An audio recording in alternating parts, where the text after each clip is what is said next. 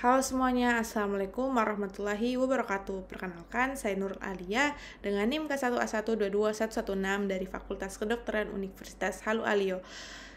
Pada kesempatan kali ini saya akan sedikit menjelaskan tentang Enteroctopus megalosiatus sebagai tugas saya pangan hayati laut. Pertama, saya akan membahas tentang morfologinya. Enteroctopus megalosiatus juga dikenal sebagai Patagonian Giant Octopus atau Southern Red Octopus, mempunyai bentuk tubuh yang unik dari semua oktopoda lainnya. Ciri morfologi umum Enteroctopus megalosiatus adalah sebagai berikut. Yang pertama adalah tubuh dan kepala.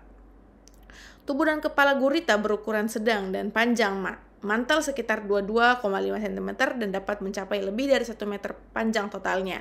Gurita yang mempunyai tubuh lunak dan elastis yang tidak memiliki rangka internal, kepala gurita umumnya besar dan ditutupi oleh sepasang besar mata yang cerdas. Kemudian tentakel. Gurita mempunyai 8 tentakel atau biasa disebut lengan yang fleksibel dan dilapisi dengan alat isap. Setiap tentakel mempunyai cup-like suckers yang digunakan untuk menangkap dan memegang mangsa. Selanjutnya, mata. Gurita mempunyai mata yang besar dan terletak di sisi kepala. Kemudian, warna dan pola. Warna dan pola tubuh gurita dapat bervariasi, termasuk perubahan warna untuk berkomunikasi dan beradaptasi dengan lingkungan sekitarnya. Kemudian, paruh dan racun. Gurita dilengkapi dengan paruh kuat yang digunakan untuk memecahkan cangkang hewan seperti kerang atau crustacea. Beberapa spesies gurita, meskipun tidak semua, juga dapat menghasilkan racun. Selanjutnya, sistem pernafasan. Gurita bernafas melalui insang yang terletak di bagian belakang kepala. Selanjutnya saya akan membahas tentang klasifikasi dari Enteroctopus megalosiatus. Berdasarkan data dari Ocean Biodiversity Information System, klasifikasi pada Enteroctopus megalosiatus adalah sebagai berikut. Untuk kingdomnya termasuk kingdom Animalia, filumnya Mollusca, untuk kelasnya Cephalopoda, subkelasnya Coleoidea, untuk superorder Octopidoformes, ordonya Octopoda, famili Enteroctopodidae, genusnya Enteroctopus, spesiesnya Enteroctopus megalosiatus. Selanjutnya saya akan membahas cara hidup dari Enteroctopus megalosiatus. Enteroctopus megalosiatus mempunyai cara hidup yang menarik dan disesuaikan dengan lingkungan lautnya. Cara hidup Enteroctopus megalosiatus yaitu sebagai berikut. Yang pertama, kita akan membahas habitatnya. Gurita raksasa Patagonian biasanya ditemukan di perairan laut yang di dalam, terutama di sekitar perairan Patagonia di Amerika Selatan. Kemudian aktivitas malam pada Enteroctopus megalosiatus biasanya bergerak pada malam hari, keluar dari persembunyian mereka untuk mencari makanan dan melakukan aktivitas lainnya. Selanjutnya yang ketiga, kemampuan mengubah warna dan bentuk. Enteroctopus megalosiatus mempunyai kemampuan untuk mengubah warna dan bentuk tubuhnya. Hal tersebut dapat membantu untuk menyesuaikan diri dengan lingkungan sekitarnya dan menghindari predator dan membantu mereka dalam berburu mangsa. Selanjutnya, untuk pemangsa yang efisien, gurita ini adalah pemangsa yang efisien. Mereka memakan berbagai jenis mangsa termasuk brachyuran dan anomuran crustaceans, ikan, kepiting, kerang, dan bahkan individu sejenis atau bisa dibilang kanibal. Selanjutnya, siklus hidup. Enteroctopus megalosiatus meliputi tahap telur, tahap larva, dan tahap dewasa. Setelah bertelur, betina akan menjaga telurnya hingga mentas dan larva keluar. Selanjutnya saya akan membahas tentang penyebaran Enteroctopus megalosiatus di laut. Enteroctopus megalosiatus juga dikenal sebagai Patagonian Giant Octopus. Hanya ditemukan di beberapa wilayah perairan. Spesies ini terutama ditemukan di perairan di sekitar wilayah Patagonia yang mencakup bagian selatan Amerika Selatan dari Chili dan Argentina. Wilayah ini juga berada di sekitar ujung selatan Amerika Selatan yang mencakup wilayah laut di sepanjang pantai Atlantik dan pantai Pasifik. Gurita raksasa Patagonian biasanya hidup di perairan yang dalam, seringkali dikaitkan dengan lingkungan laut yang berbatu atau dengan banyak tempat persembunyian seperti gua dan celah di dasar laut. Mereka dapat ditemukan pada kedalaman yang berbeda. Selanjutnya saya akan membahas tentang cara menangkapnya. Cara menangkap Enteroctopus megalosiatus dapat melibatkan beberapa teknik yang umumnya digunakan dalam perikanan gurita. Akan tetapi penting untuk memastikan bahwa kegiatan penangkapan ini dilakukan secara berkelanjutan dan memperhatikan beberapa praktik yang ramah lingkungan. Berikut adalah beberapa metode yang digunakan. Yang pertama, perangkap gurita atau octopus trap. Seseorang sering menggunakan perangkap gurita untuk menangkap gurita. Perangkap ini biasanya terbuat dari jaring atau potongan pipa plastik yang disusun menjadi struktur tertentu. Gurita senang masuk ke dalam perangkap ini dan begitu mereka masuk, mereka sulit untuk keluar. Selanjutnya, cara menangkap yang kedua adalah jaring tangan atau hand harvesting. Para nelayan kadang menangkap gurita dengan tangan mereka sendiri. Hal ini bisa dilakukan dengan meraba-raba gua atau celah dasar laut tempat gurita bersembunyi dan kemudian menariknya keluar dengan hati-hati. Kemudian yang ketiga, alat pancing gurita atau octopus jigging. Alat pancing khusus untuk gurita biasa disebut jigs. Jigs ini biasanya terdiri dari serangkaian umpan atau kait yang ditempatkan di dalam atau dekat dengan tempat persembunyian para gurita. Selanjutnya, pengepungan atau surrounding. Nelayan dapat mencoba untuk mengepung gurita dengan jaring atau perangkap untuk menangkap mereka ketika mereka keluar dari tempat persembunyian mereka. Penangkapan gurita harus dilakukan dengan mempertimbangkan keberlanjutan sumber daya dan keseimbangan ekosistem laut. Beberapa negara memiliki regulasi yang mengontrol penangkapan gurita untuk melindungi populasi gurita dan mencegah eksploitasi berlebihan. Sebelum menangkap gurita, sangat penting untuk kita semua untuk mengikuti peraturan setempat. Untuk selanjutnya, saya akan membahas potensi pemeliharaan atau budidaya. Budidaya atau pemeliharaan Enteroktopus megalosiatus dapat menjadi alternatif yang berkelanjutan dan ekonomis untuk penangkapan gurita dan dari alam liar. Akan tetapi, penting untuk diingat bahwa karena kebutuhan biologi dan perilaku unik spesies ini, budidaya gurita adalah tantangan yang kompleks. Beberapa hal yang perlu diperhatikan saat mempertimbangkan untuk melakukan budidaya atau memelihara gurita ini. Yang pertama, tentunya kondisi lingkungan. Gurita membutuhkan kondisi lingkungan yang khusus untuk tumbuh dan berkembang dengan baik. Parameter seperti suhu air, salinitas, dan kualitas air lainnya harus diperhatikan dan dikendalikan secara ketat. Kemudian yang kedua, makanan dan gizi. Menyediakan makanan yang cukup dan bergizi sangat penting dalam budidaya gurita.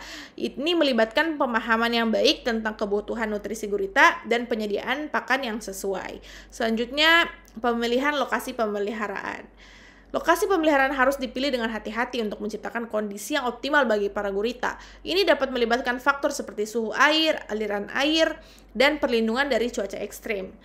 Kemudian manajemen penangkapan telur. Karena gurita meletakkan telur dan mati setelah reproduksi, manajemen telur adalah bagian penting dari budidaya. Telur-telur tersebut perlu diamati dan dijaga dengan hati-hati hingga menetes.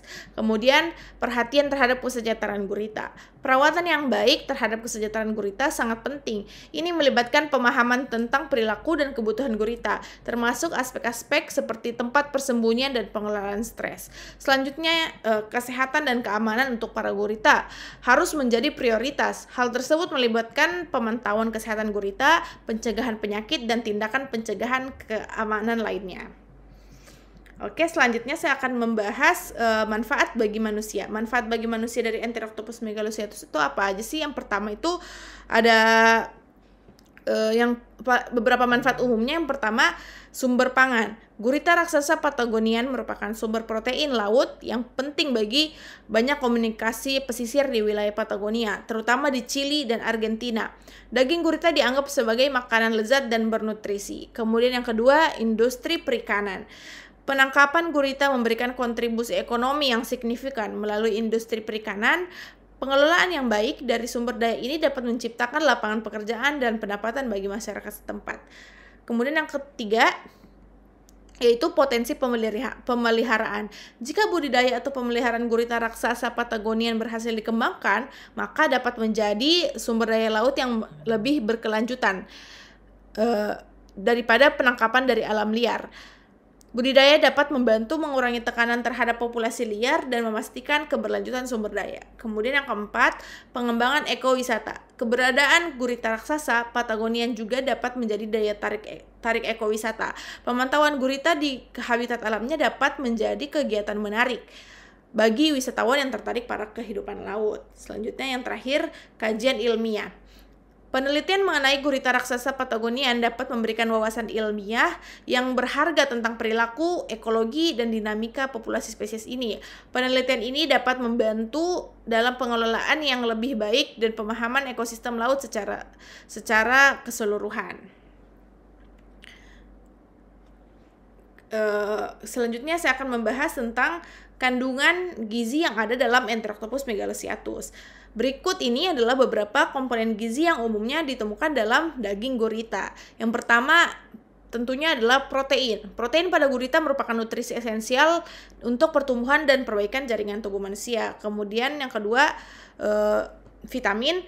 Gurita mengandung banyak vitamin, berbeda seperti vitamin B12, vitamin D, vitamin K, dan vitamin C. Kemudian gurita juga mengandung mineral. Gurita mengandung mineral seperti zat besi, zinc, selenium, dan iodium yang berperan dalam menjaga kesehatan tubuh manusia. Selain itu, penting juga kita tahu jumlah nutrisi yang terkandung dalam gurita dapat bervariasi tergantung pada bagian tubuh yang mana yang dikonsumsi dan bagaimana cara makanan itu diolah. Sangat penting untuk memastikan gurita dan produk olahannya diolah dan dimasak dengan benar-benar sebelum kita semua makan. Selanjutnya, kandungan unsur penting dalam Enteroctopus megalocyatus. Yang pertama lagi dan lagi yaitu protein. Untuk membentuk dan memperbaiki jaringan tubuh, berperan dalam memberikan struktur dan kekuatan pada sel-sel, jaringan, dan organ tubuh, serta berperan penting dalam sistem kekebalan tubuh. Selanjutnya, omega 3 asam lemak. Meskipun kandungan asam lemak omega 3 dalam gurita tidak sebanyak pada beberapa ikan laut, kandungan asam lemak omega 3 tetap menyediakan kontribusi penting untuk kesehatan jantung dan fungsi otak. Selanjutnya yang ketiga, vitamin B12. Gurita merupakan sumber vitamin B12 yang bermanfaat untuk fungsi normal sistem saraf dan pembentukan sel darah manusia. Selanjutnya, kandungan vitamin atau mineral dalam Enteroctopus megalocyatus. Sangat banyak kandungan vitamin dan mineral pada Enteroctopus megalocyatus, yaitu yang pertama ada vitamin D, dapat berfungsi untuk kesehatan tulang, vitamin B12 fungsi sistem saraf atau sel darah merah, vitamin K untuk pembekuan darah yang normal, vitamin C meningkatkan produksi kolagen yang berfungsi untuk pemeliharaan jaringan tubuh, zat besi yang penting untuk membantu pembentukan sel darah merah dan menjaga kesehatan sistem peredaran darah manusia. Selanjutnya selenium. Selenium juga itu berfungsi sebagai sistem kekebalan tubuh dan terlibat dalam beberapa produksi hormon tiroid. Kemudian iodium, penting untuk produksi hormon tiroid yang normal. Selanjutnya ada zinc. Zinc ini penting dalam proses metabolik dan mendukung sistem kekebalan tubuh. Selanjutnya mangan, diperlukan untuk pembentukan tulang, pembekuan darah, dan metabolisme protein. Ada juga kromium, berperan dalam metabolisme karbohidrat. Selanjutnya ada koper, diperlukan untuk pembentukan sel darah merah dan kerapuhan tulang. Dan yang terakhir ada fluor, dapat mempengaruhi kesehatan gigi dan tulang. Selanjutnya untuk manfaat kandungan tersebut bagi tubuh. Yang pertama tentunya adalah sumber protein. Protein berperan untuk pertumbuhan dan perbaikan jaringan tubuh manusia. Kemudian yang kedua adalah sumber omega 3. Kandungan asam lemak omega 3 tetap menyediakan kontribusi penting untuk kesehatan jantung dan fungsi otak. Kemudian untuk sumber vitamin, mengandung berbagai macam vitamin seperti vitamin B12 yang bermanfaat untuk fungsi normal sistem saraf dan pembentukan sel darah merah. Selain itu juga dapat mengandung vitamin C yang berperan untuk meningkatkan sistem kekebalan tubuh, menjaga kesehatan pembuluh darah dan tulang, membantu penyembuhan luka, serta meningkatkan produksi kolagen yang berfungsi sebagai pemeliharaan kesehatan jaringan tubuh manusia. Selanjutnya yang terakhir adalah sumber mineral. Mineral berperan dalam sistem kekebalan tubuh sebagai penyusun enzim superoksidasi dismutase atau SOD, membantu metabolisme tubuh dan sebagai antioksidan yang melindungi tubuh dari radikal bebas, membantu mencegah terjadinya anemia dan membantu mencegah kerusakan syaraf. Oke, sekian dari saya. Mungkin hanya itu saja yang bisa saya sampaikan pada kesempatan kali ini tentang Enteroctopus megalocyatus. Mohon maaf bila ada kata-kata yang salah, lebih kurangnya saya ucapkan terima kasih. Wabillahi taufiq wal hidayah. Assalamualaikum warahmatullahi wabarakatuh.